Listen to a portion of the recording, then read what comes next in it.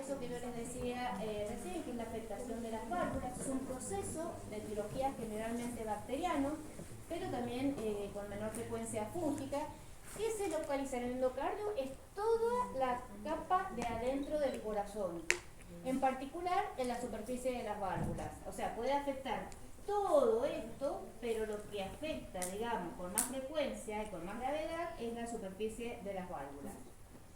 Esto de la incidencia, eso no me interesa que sepan. Fíjense que si esto yo corto este corazón, lo corto así.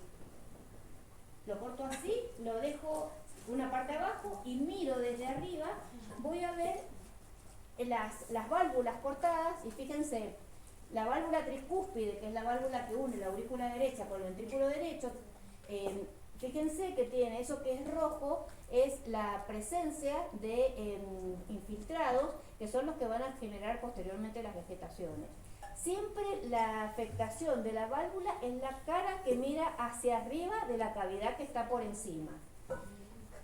Es una masa de crecimiento en la válvula cardíaca. Fíjense, acá tenemos la aurícula izquierda, o sea que esto está cortado entre aurícula izquierda y ventrículo izquierdo, ya que es la válvula mitral. Lo otro es entre la válvula tricúspide, y luego tenemos la válvula aórtica y la válvula pulmonar. Fíjense que tienen bordes libres, que estos bordes que tienen esto que puede haber sido una fiebre reumática anterior o una endocarditis previa o un prolapso de la válvula mitral, que es una patología que se da más frecuentemente en las mujeres, que se caracteriza porque las válvulas no se cierran bien. Bueno, todo eso puede generar un factor predisponente para que el paciente tenga una endocarditis. ¿Cuáles son las válvulas que se afectan? Fundamentalmente se afecta la válvula mitral, que es la válvula que está del lado izquierdo. Fíjense, la válvula aórtica, primero la válvula mitral, luego la válvula aórtica y después las dos válvulas, más que del lado derecho. Y fíjense ahora cuál es la cuestión. Nosotros tenemos una válvula que tiene que estar afectada, ya sea una válvula nativa que está afectada. Nativa quiere decir de que no ha tenido ningún reemplazo valvular. O pueden tener una válvula con reemplazo, o pueden tener una afectación del lado derecho del corazón. Yo ahora les voy a plantear cómo llegan esas gérmenes a esos lugares, y ustedes me van a decir ¿qué podría generar una endocarditis del lado derecho? Fíjense de que la extracción dentaria en un paciente que tiene previamente una válvula dañada tiene un porcentaje de incidencia de bacteremia. Bacteremia es que cuando ustedes sacan algún elemento o movilizan sangre, van a generar que esas bacterias del lugar donde se encuentren van a empezar a circular. Es importante conocer de dónde viene la bacteremia. En el caso del odontólogo, el otorrinolaringólogo, el germen, digamos, más frecuente es el Streptococcus viridans.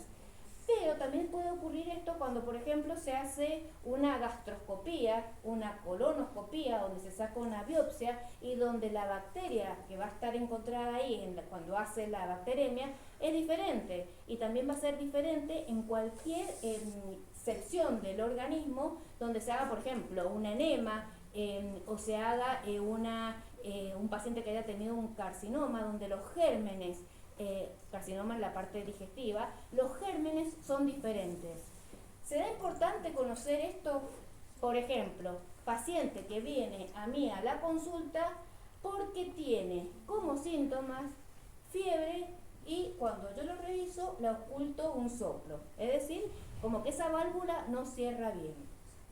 ¿Será importante conocer que tuvo hace 15 días algún procedimiento, por ejemplo, odontológico?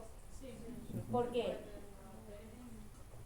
Bueno, pero sería lo mismo que yo te dijera si hicieron una citoscopía, una gastroscopía o una colonoscopía. Acuérdense que endoscopía es mirar por dentro a cualquier órgano. Ustedes me pueden decir una endoscopía alta, gástrica, y es lo mismo que si ustedes me dicen una esófago, duodeno, una gastroesófago, duodenoscopía.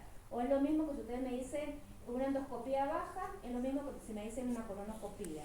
una endoscopía respiratoria que es una broncoscopía. Recuerden que cuando se asocia endoscopía, dependiendo del órgano al que van a ir a ver, es como se llama el procedimiento. Será importante para mí saber que ese paciente hace 15 días le trajeron un elemento dentario o que le hicieron una colonoscopía con una biopsia de intestino. Sí. Para mí como médico, por ejemplo, yo estoy sospechando, ya les voy a decir por qué estoy sospechando que este paciente tiene una endocarditis. Para mí será importante saber de que el paciente tuvo un procedimiento donde movilizó sangre. ¿Será importante saber? Sí. O sea que tuvo una bacteremia. ¿Será lo mismo para mí saber de que el procedimiento que tuvo fue una extracción dentaria o que le sacaron un pólipo del intestino grueso? Sí. ¿Por qué? Tal cual. Porque van a ver que para hacer el diagnóstico de endocarditis, que es un proceso agudo donde hay que hacer, uno de los elementos son los hemocultivos. Yo no tengo que esperar que desarrolle la bacteria en la placa, digamos, de Petri, no en la placa de Petri, perdón, en el tubo de ensayo, que eso sería el hemocultivo, sino que tengo que empezar tratamiento porque ese paciente se me muere. Entonces, ¿con qué antibiótico voy a empezar? Y dependiendo de que si lo que fue el procedimiento que le hicieron, que yo sospecho que sea el causante de la bacteremia, fue en la boca o fue en el intestino. Entonces es importante conocer de dónde se puede haber originado la bacteremia. Fíjense, el que tiene mayor frecuencia de todo es la extracción dentaria, el cepillado de dientes, la broncoscopía, la endoscopía gastrointestinal alta, que esto sería lo mismo que gastroscopía, las enemas, las dilataciones uretrales y los partos vaginales. Esto es como antecedente, digamos, de qué es lo que generó la movilización de estas bacterias que después llegaron a colonizar esa válvula que la terminaron de enfermar. Esto es más complicadito. Después por eso siempre les digo, vean con cuidado estos temas, porque muchas veces se confunden cuando les pedimos síntomas de una endocarditis del lado izquierdo y empiezan a hablar de insuficiencia cardíaca izquierda.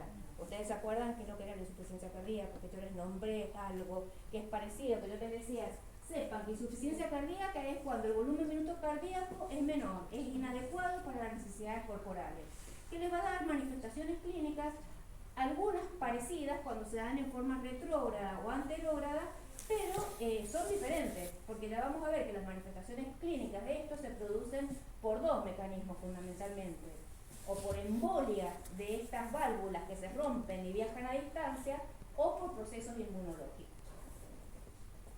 Chicos, los veo a todos con cara tan dormida que me da ganas de apurarme. Bueno, ¿cómo clasificamos a las endocarditis? Válvula nativa es la válvula que tenía esa persona. Y se clasifican en aguda cuando a partir del procedimiento que se ha realizado aparecen los síntomas en menos de 2 semanas, subaguda cuando aparecen a las 5 semanas y crónica cuando aparece después de los 3 meses. Van a ver que las manifestaciones clínicas, mientras más severa es la endocarditis, ¿de qué dependerá de que sea más severa o menos severa? Algo que se les ocurra. Muy bien, el tipo de bacteria. Por ejemplo, yo les digo que en el caso de los odontólogos o de los que trabajamos con la parte de la cara, de la boca, digamos, es el Streptococcus viridans, que da tiempo de desarrollar toda la sintomatología porque cursa moderadamente lento. Pero hay otra endocarditis, que es la que yo quiero que ustedes me digan, que se produce de este lado, del lado derecho. ¿Se les ocurre por qué podría haber una endocarditis del lado derecho? ¿Se acuerdan que yo les dije que acá llegaban las venas cavas superiores e inferiores? Y que esa sangre que llega acá puede afectar a las válvulas, a la aurícula derecha, al ventrículo derecho. Ese es el otro tipo de endocarditis, que es la endocarditis de los drogadictos. La drogadicción, o sea, los pacientes que se inyectan, ¿qué bacteria tenemos generalmente en la piel? Staphylococcus aureus. Perfecto, el Staphylococcus aureus. El Staphylococcus aureus que produce endocarditis mucho más severa que la endocarditis producida por el Streptococcus viridans. ¿Qué pasa? Al inyectarse las venas, meten el Staphylococcus aureus que llega a la aurícula derecha, porque llega por la vía endovenosa, el paciente se inyecta en las venas, llega por la parte endovenosa y afecta las válvulas del lado derecho. Por eso es diferente la sintomatología que va a tener un paciente con una endocarditis del lado derecho a lo que va a tener el paciente que tiene una endocarditis del lado izquierdo. ¿Qué tendrá la endocarditis del paciente que tiene del lado derecho? ¿Qué manifestaciones clínicas? O sea, ¿tiene una válvula afectada acá o tiene una válvula afectada acá? ¿Esto con qué tiene conexión? Con los pulmones. Entonces el paciente va a tener un síndrome de distrés respiratorio o manifestaciones a nivel pulmonar. ¿Qué va a tener en la afectación del lado izquierdo? Fíjense si yo tengo una vegetación, una válvula infectada en el nacimiento de la aorta. Yo les doy un dato como para que se orienten. Se puede romper esa afectación, que esa válvula que se cerraba bien, ahora tiene un montón de cosas encima, que empieza con un trombo fibrino plaquetario, se rompió. ¿Qué puede darles? Un émbolo. Perfecto, una embolia. Entonces, muchas de las manifestaciones clínicas del lado izquierdo son por el pasaje de ese tromboémbolo que puede estar infectado y puede generarles a distancia o la obstrucción o la aparición de un absceso a distancia por el viaje de este tromboémbolo que se encuentra del lado izquierdo. ¿Está claro? Es distinto lo que va a presentar un paciente. Distinto al germen, pregunta de examen, distinto al germen que afecta al lado izquierdo del lado derecho. El lado derecho, acuérdense que es el Staphylococcus aureus que se encuentra en la piel y que interesa cuando el paciente se inyecta. Y del lado izquierdo podemos ser los odontólogos, los gastroenterólogos o todos los que movilicemos sangre. O sea, yo lo que tengo que tener es una válvula afectada y tengo que tener una bacteremia, es decir, sangre que está circulando, digamos que normalmente no debería estar roto el torrente sanguíneo, donde las bacterias viajan y se van a pegar en esta zona. Profe, en la endocarditis izquierda entonces en nuestro caso sería el Staphylococcus viridans. Exacto. Y del lado derecho el Staphylococcus. Hay un montón más que yo no se los voy a nombrar. Por ejemplo, si el paciente le hicieron una citoscopía, los gérmenes más frecuentemente relacionados son los gram negativos. De la parte digestiva el enterococo, pero eso no es importante. Bueno, y cuando la afectación de la afectación es de la válvula que ya está, que es protésica, que pueden ser bioválvulas, o sea, válvulas que son creadas por el hombre, o son válvulas de chancho, que se reemplaza la válvula enferma por una válvula biológica, digamos, y que va a dar sintomatología en forma temprana antes de los 12 meses y tardía después de los 12 meses. Y fíjense que en otra diapositiva tenemos a los drogadictos por vía endovenosa. ¿Está claro cuáles son los mecanismos diferentes? Uno entran por vía endovenosa, otro entran por vía, según la vía que esté, si es el odontólogo, bueno, si es cualquiera de los especialistas por vía sanguínea. Necesitamos que la válvula esté enferma y una fuente de entrada que haga llegar a las bacterias a esa válvula. Bueno, esto lo vamos a poner, esto es la fisiopatología, el resumen de qué es lo que ocurre.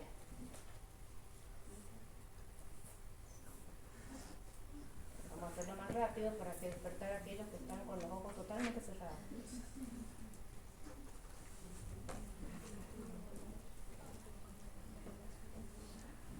Ustedes recuerden que cuando se les pregunta el mecanismo de producción de las manifestaciones clínicas de la endocarditis del lado izquierdo, con dos cosas que ustedes digan no se pueden equivocar. O es por una embolia, un pasaje de ese pedazo de válvula rota que viajó a la distancia, o por fenómenos autoinmunes, complejos autoinmunes que se generan por este proceso infeccioso. Entonces, ¿cómo se inicia esto? Primero tenemos que tener una lesión endotelial, ya puede ser por factores hemodinámicos, traumáticos a nivel de las válvulas, que van a generar presencia de inmunocomplejos. Esos inmunocomplejos van a generar depósitos de fibrina y eso va a generar lo que se denomina endocarditis trombótica no bacteriana. Tenemos un trombo con fibrina, con plaquetas, con pocos elementos sanguíneos que no está infectado. Pero vamos a tener que aparecemos nosotros, hacemos una maniobra que produce ya sea de la piel o de las mucosas, y vamos a producir la salida de ese foco séptico de bacterias que generan una bacteremia transitoria, y esas bacterias que están en la sangre se van y se meten en la válvula y generan la vegetación séptica. Recuerden que yo les decía que en el caso de la boca, que es el Streptococcus viridans, que es como si esto tuviera azúcar para las hormigas, es como que digamos, este origen de la infección de esta válvula se va a originar a partir de este foco que se encuentra a nivel del... esperen que me fui.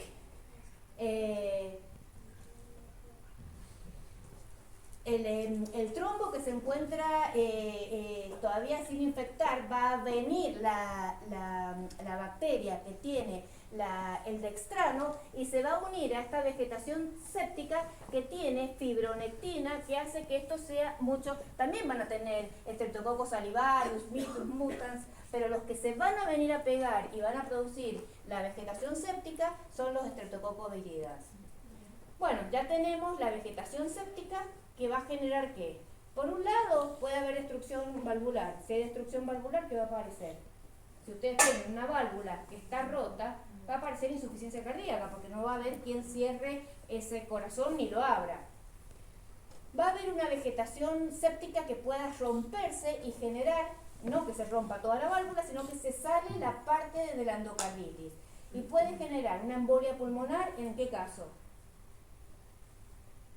En el caso que la afectación sea del lado derecho. O sistémica, produciendo lo que se llaman los aneurismas micóticos. ¿Saben lo que son aneurismas micóticos? Por el nombre ustedes me dirían son aneurismas producidos por hongos, pero no son producidos por hongos, sino que esos aneurismas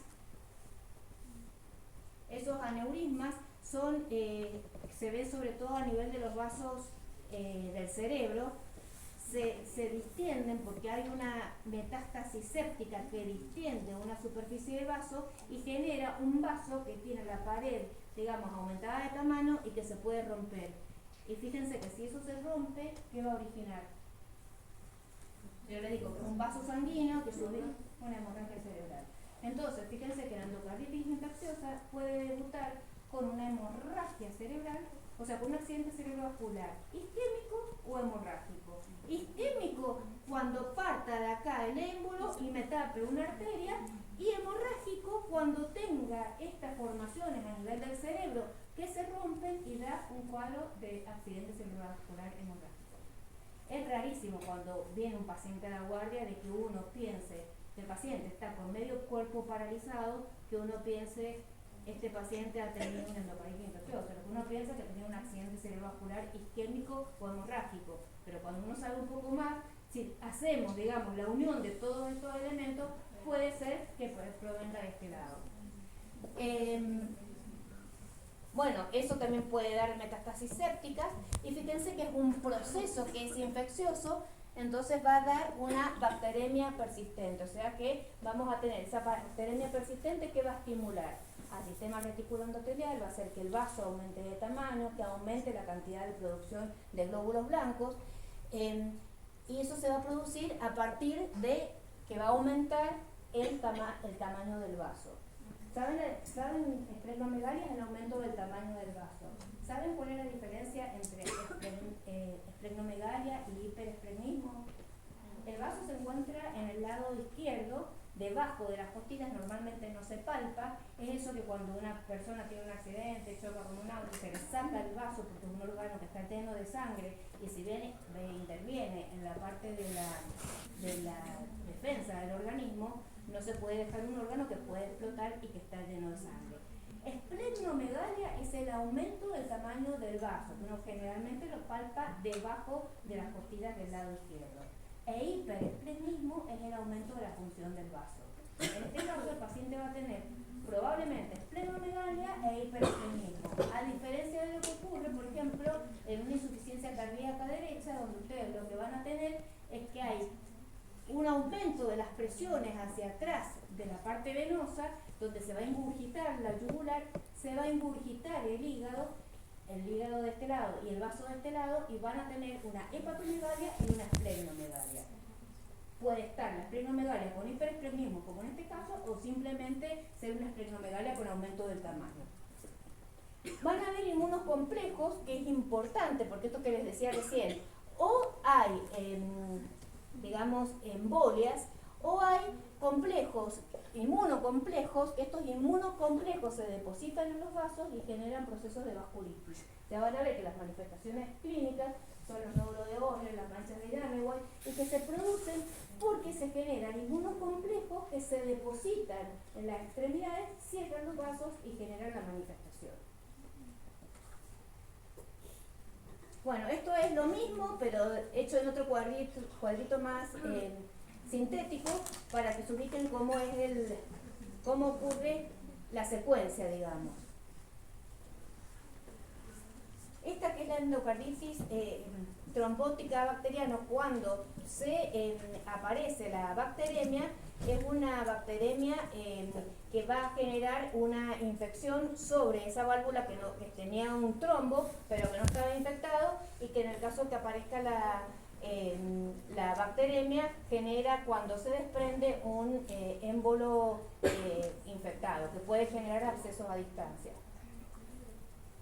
Entonces, fíjense, el velo valvular, tenemos que tener una lesión endotelial donde aparece una agregación plaquetaria, aparece lo que es esta endocarditis trombótica bacteriana, que cuando venimos nosotros y generamos la bacteremia, producimos la colonización y la endocarditis infecciosa. Posteriormente, lo que queda de esto, en el mejor de los casos, es la cicatrización, y que es un paciente más proclive a tener nuevamente una endocarditis infecciosa. Bueno, manifestaciones clínicas generales, fíjense que son totalmente inespecíficas. Fiebre podemos tener por una gripe, sepsis, escalofrío, astenia, si alguno de estos términos no lo conocen me dicen, disnea, fenómenos embólicos, manifestaciones cutáneas, esplenomegalia, sudoración, anorexia y pérdida de peso. Estas son manifestaciones generales que la puede tener desde una endocarditis, un carcinoma o una gripe. Bueno, esto es lo que hemos dicho recién, que las manifestaciones clínicas dependen o de los complejos inmunes, o de la embolización, o de la presencia de las manifestaciones inmunológicas. De todo esto, lo que ustedes tienen que saber, que a nosotros nos importa fundamentalmente el Streptococcus viridans, por la frecuencia con que vamos a tener una endocarditis por esta bacteria. Y el estafilococo sí, en el caso de los pacientes con drogadicción endovenosa. Otra vez hablamos de en general, cuando va a consultar el paciente, supongamos, el paciente tiene una alteración a nivel de las válvulas, y le hicieron un procedimiento quirúrgico, le movilizaron sangre. Pasaron 15-20 días, el paciente se empieza a sentir mal, se siente cansado, no tiene apetito, viene a mí como médico y me consulta porque tiene fiebre y porque no se siente bien. El paciente, yo lo reviso, y cuando lo reviso le escucho el soplo, y eso me orienta que puede ser una endocarditis. Pero ese paciente puede haber tenido el soplo de antes. Puede ser de que ese paciente haya tenido una fiebre reumática, o el paciente tenga un soplo funcional, como alguno de ustedes puede haber tenido. Entonces, si el paciente no ha sido paciente mío, es difícil saber si es un soplo nuevo, o es un soplo que el paciente tenía antes, o es un soplo que tenía antes pero que ha cambiado de características. Supongamos, el paciente tenía fiebre reumática, tenía un soplo típico, y cuando hace la endocarditis, ese soplo cambia de características. Entonces ahí lo puedo sospechar. No es tan fácil. Puede tener esplenomegalia, puede tener, esto ya va con más detalle, lesiones cutáneo-mucosas, y lo importante es que el diagnóstico se hace con los hemocultivos. y con el aislamiento del germen. Los hemocultivos no es un hemograma, que siempre en el examen confunden. El hemograma, acuérdense que les cuento glóbulos rojos, glóbulos blancos y plaquetas. Cada vez que se le pregunta de alguna cosa siempre meten hemograma. Acá el hemograma me puede ayudar como un criterio menor, pero lo que me hace el diagnóstico son dos cosas, y esto memorícenlo porque esto es importante. Yo tengo que tener una válvula enferma cuando el paciente tiene una endocarditis y lo puedo ver simplemente, lo puedo sospechar con un soplo, pero lo puedo ver con un ecocardiograma, es decir, que la válvula está afectada. Y lo otro que tengo que ver, ¿qué es lo otro que tengo que ver?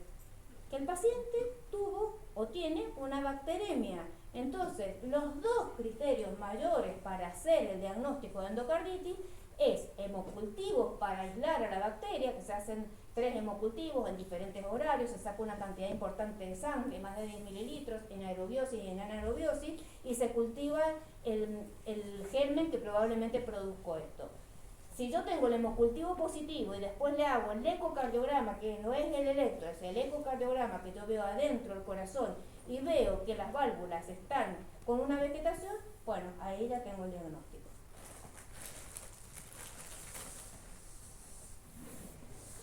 Bueno, y estas son las manifestaciones que se producen a nivel cuando viaja el tromboémbolo o cuando tenemos los procesos de vasculitis. Fíjense que tenemos las hemorragias en astillas, las lesiones de Janeway, las petequias. Las lesiones de Janeway son lesiones que aparecen a nivel de las palmas de las manos y de los pies, que son lesiones que no duelen, ya les voy a mostrar una foto de cómo es en la realidad, y que se producen por estas embolias que pueden ser sépticas o no. Mientras que los nódulos de Osler, fíjense que son nódulos que son dolorosos y que se producen por procesos de vasculitis. Es decir, esos complejos antígeno-anticuerpo tapan una arteria distal y producen estos nódulos que estos sí son dolorosos. Fíjense que aparecen lo que se llaman hemorragias en astillas, que son estas hemorragias que aparecen en las uñas. En este caso lo mismo. Aparecen estas son necrosis, estas son petequias, pero estos son centros de necrosis porque se tapó una arteria por un proceso de vasculitis y generó, digamos, esta lesión. Estas son las manchas de Janeway, que si uno la viera así parecería como que duele, pero no duele. Dice, lesión de Janeway en un dedo se manifiesta como manchas planas, indoloras, rojas o azul rojizo en las palmas de las manos y las plantas de los pies de las personas con endocarditis bacteriana aguda. Esto es por una tromboembolia a partir de el lado izquierdo del corazón.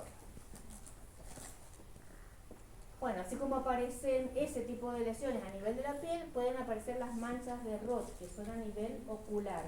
Y que esas manchas, no es que yo les miro los ojos y les veo las manchas de Roth. Eso hay que hacerlo con un oftalmoscopio, se hace un fondo de ojo y se ven las lesiones, que creo que está acá la foto, claro, que tienen un centro allá arriba, un centro más claro con la periferia más oscura y que es un criterio también para el diagnóstico como criterio menor para el endocarditis.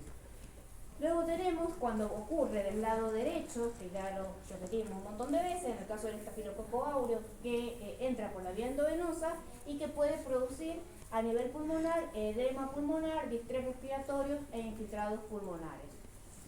Bueno, estas son distintas formas de ver la mancha de Roth, no creo que ustedes lo vayan a ver, pero esta es típicamente la mancha característica, que es un centro más claro con una periferia más oscura, y que se produce también por la embolia del trombo.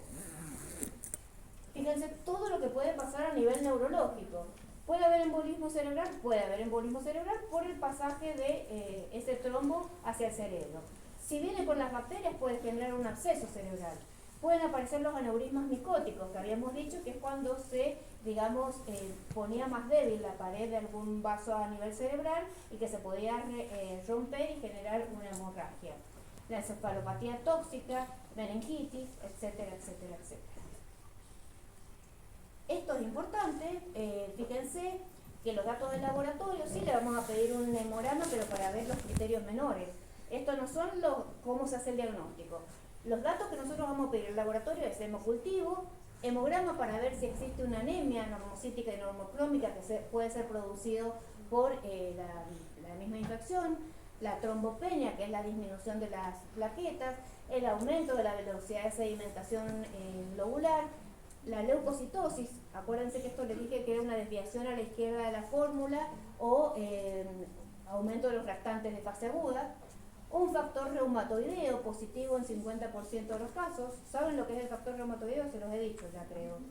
Es una inmunoglobulina G alterada que actúa como antígeno. Como está alterada, actúa como antígeno. Entonces viene una inmunoglobulina M, se une a esa inmunoglobulina G y genera este complejo que se denomina factor reumatoideo. ¿Qué es patognomónico de la endocardititis? No. Se presenta en la fiebre reumática, en la endocardititis infecciosa, en la artritis reumatoidea, en distintas patologías, pero es orientador como criterio menor. Y la presencia de inmunocomplejos circulantes. Ya terminamos, chicos, falta muy poquito. El ecocardiograma, que lo único que quiero que sepan, que no me confundan, el ecocardiograma, que es el estudio para ver, filmar por dentro el corazón, que cuál es el único problema que podemos tener, que cuando son muy chiquititas o muy recientes las vegetaciones o el trombo que se encuentra, puede ser cuando es menor de 2 milímetros que no se visualice.